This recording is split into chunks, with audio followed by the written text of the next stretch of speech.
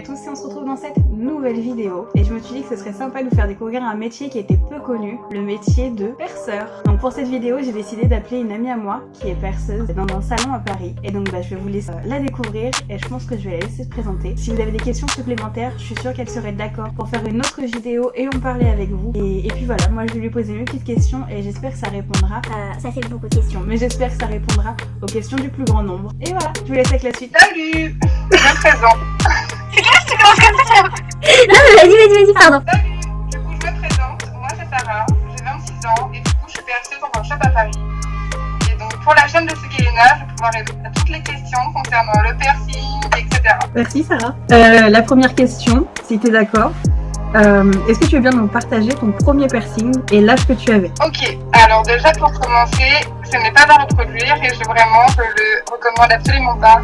Je me suis fait mon premier piercing quand j'avais 13 ans en cachette dans le dos de mes parents et c'était un piercing à la langue. En termes de douleur? Alors j'étais vraiment ultra stressée et en fait j'ai quasiment absolument rien senti. À la fin j'ai même demandé si c'était terminé, effectivement c'était fini. C'était juste chiant la première semaine parce que forcément la langue gonfle pendant la première semaine du piercing. Pour manger, s'alimenter, c'est pas très pratique. Mais sinon vraiment sur le moment du perçage, 1 sur 10. Ah ouais, ok. J'avais pas pensé. Tu vois, pour moi, on était plus. Pour moi, on était sur un cartilage ou. Ah oui, clairement, c'était le moins douloureux de tous les piercings que j'ai fait. Faut pas refaire à la maison, les enfants. L'erreur du perceur, elle était à quel niveau? Est-ce qu'il a vérifié ton identité ou.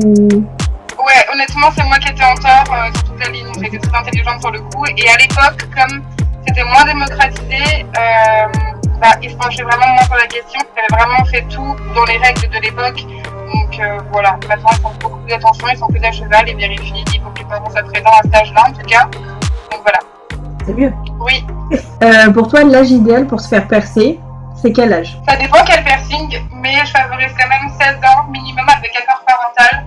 Mais encore une fois, ça dépend quel piercing, parce que je ne vais pas percer quelqu'un qui a 16 ans, par exemple, en génital ou au niveau de la poitrine, ce genre de choses à 16 ans. Ouais, ça, c'est plutôt différent. Et ça, c'est des choses que toi, tu fais dans ton shop? Alors oui, normalement, tout bon perceur professionnel certifié, en tout cas, qui a vraiment été au bout de sa formation, est censé absolument faire. C'est une des questions que je voulais te poser.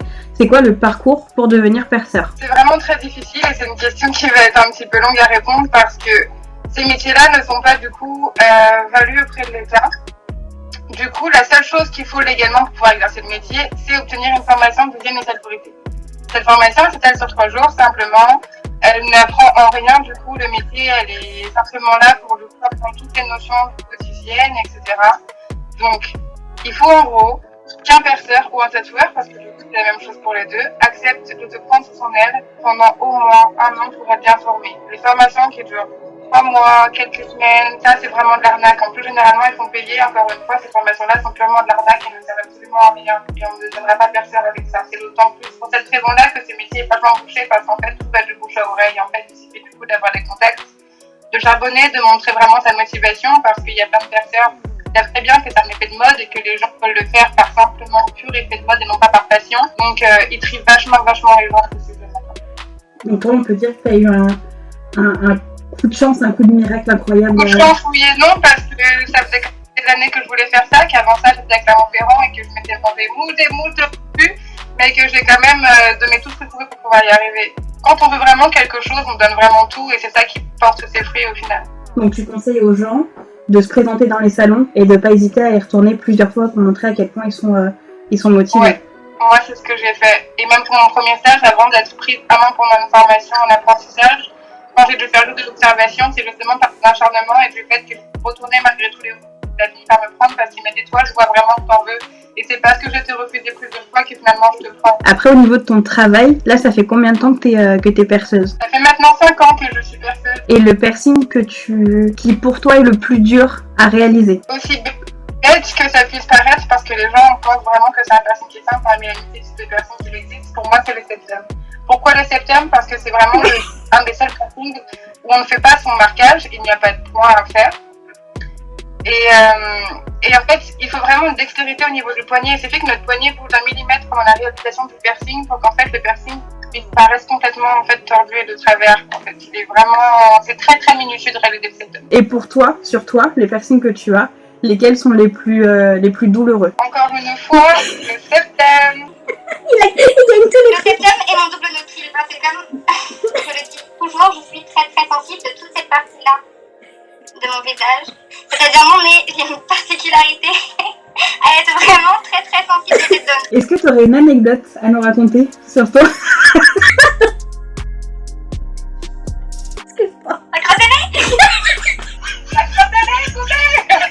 Est-ce que tu as une anecdote à nous raconter sur ton métier? Une anecdote un petit peu fun qui m'est arrivée parce qu'en fait, en réalité, il y a plein d'anecdotes assez drôles parce que les clients sont généralement très stressés. Donc, en fait, il y avait une cliente qui rentrait et située à côté du coup de la table où j'installe mes clients.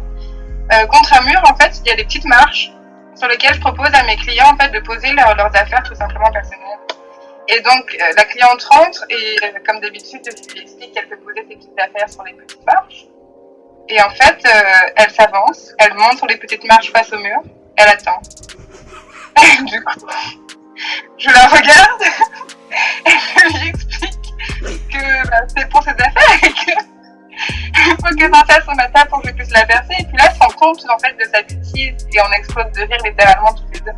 Elle était vraiment collée contre le mur en face, comme si elle était punie à le regarder. Oh merde. La pauvre. Elle a pas dû se sentir maline. La pauvre. Mais au moins, elle en a rigolé. Oui, sinon j'en ai une seconde assez rapide. Ça m'est arrivé qu'une fois, je fais le marquage, un point sur son oreille, tout va bien, elle regarde, tout est ok.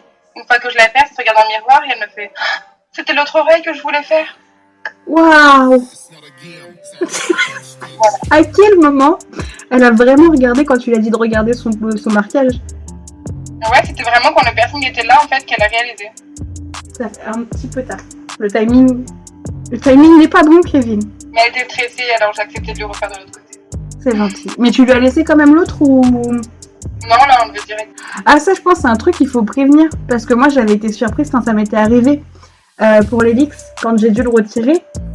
Quand on enlève et que ça n'a pas eu le temps de cicatriser, le fait que ça peut saigner et que c'est pas grave. Ah oui, bien sûr, exactement. De toute façon, je vais tout expliquer. Je lui ai bien dit en fait que c'est normal en fait que ça ne saigne pas un piercing parce que l'aiguille fait exactement en fait la même taille que le bijou, donc en fait ça condense le sang autour et le fait de l'enlever directement, forcément du coup le tape et puis ça coule comme quand on se blesse tout simplement. Donc il faut que le sang il sorte au bout d'un moment. Exactement. D'où les petites croûtes quand on cicatrise. Exactement. Et puis de toute façon naturellement le corps sécrète de la lymphe pour cicatriser et accepter le corps étranger. Et il y a bien une différence entre la lymphe et le pus. C'est pas parce qu'on fait de la lymphe qu'on a infecté. Exactement, non, la lymphe c'est complètement naturel, c'est vraiment un processus normal pour accepter le corps étranger. Le pus c'est vraiment c'est l'infection. symbolique d'infection. Donc toi tu perces à partir de 16 ans avec autorisation parentale. Oui. Est-ce que tu recommandes quand même à partir de 16 ans ou pour toi c'est mieux d'attendre parce que ça reste quand même un piercing, enfin c'est pas de la gnognotte, c'est pas comme changer de vêtements, c'est un vrai acte en soi. Tout à l'heure à la question du ça dépend quel piercing, notamment pour les oreilles concrètement, c'est pas des cicatrices qui sont visibles, les oreilles, voilà, c'est assez discret. Après tout ce qui touche au visage, je demande à ce que ça soit mûrement réfléchi parce que ça laisse des cicatrices qui sont visibles, notamment certains piercings qui laissent des cicatrices plus visibles que d'autres parce qu'ils sont percés avec des millimétrages qui sont plus épais. Par exemple les cheeks.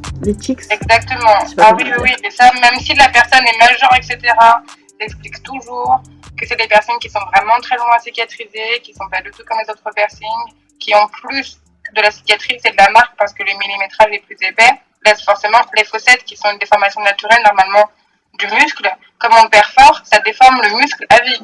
Donc ça, c'est aussi à prendre en compte. Et des fois, les gens n'y pensent pas forcément parce qu'ils vont aller faire des piercings. Et si elle fait pas un tatouage, elle laisse quand même des cicatrices à vie. L'hygiène du salon. C'est très important de regarder autour de soi, de regarder normalement tout bon perceur affichera dans sa salle forcément son attestation de formation d'hygiène et salubrité. Il faut bien vérifier que tout le matériel est bien stérile, donc toutes les pochettes doivent être ouvertes devant vous, jetées dans le bac à décompta devant vous. Il faut vraiment faire attention à être vigilant là-dessus et pas hésiter à demander aussi au perceur de pouvoir vérifier avant le perçage, de voir que tout est bien stérile et de voir qu'il a bien sa formation d'hygiène et salubrité.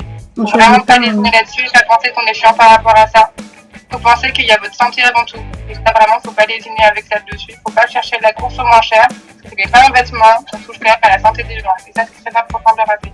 C'était ça que j'allais Parce poser que comme des question. piercings, des infections, etc., on en ramasse à l'appel toutes les semaines. Et les gens ne se rendent pas compte à quel point il y en a. Tu m'avais parlé au retour du confinement, du fait que tu as eu énormément de monde en shop. Il s'est passé quoi? Alors, j'ai eu énormément de monde au shop aussi pour fois, autres que les clients qui voulaient se faire percer normalement et qui ont été sages, parce qu'il y a eu un essor sur le milieu alternatif, les piercings, etc., sur TikTok, toute une scène là-dessus. Les gens décidés ont eu la bonne et horrible idée de se percer seuls. À ne jamais reproduire, parce que ça laisse vraiment des dégâts, c'était immonde à voir. On ne se perce pas à la maison. Jamais, ni à Stalingrad, c'est la même chose, en pire. Ah oui, c'est pire à Stalingrad que chez toi. Tu voulais parler d'autre chose? Oui, évidemment, c'est moi qui ai réalisé la quasi-totalité quand même de ces piercings. Voyons. C'est vrai. Attends, je vais la raconter. Vas-y, tu veux parler de ce que tu m'as fait? Alors, je t'ai fait tes lobes, je t'ai fait l'industriel, je t'ai fait un hélix, je t'ai fait le septum, je t'ai fait le smiley aussi.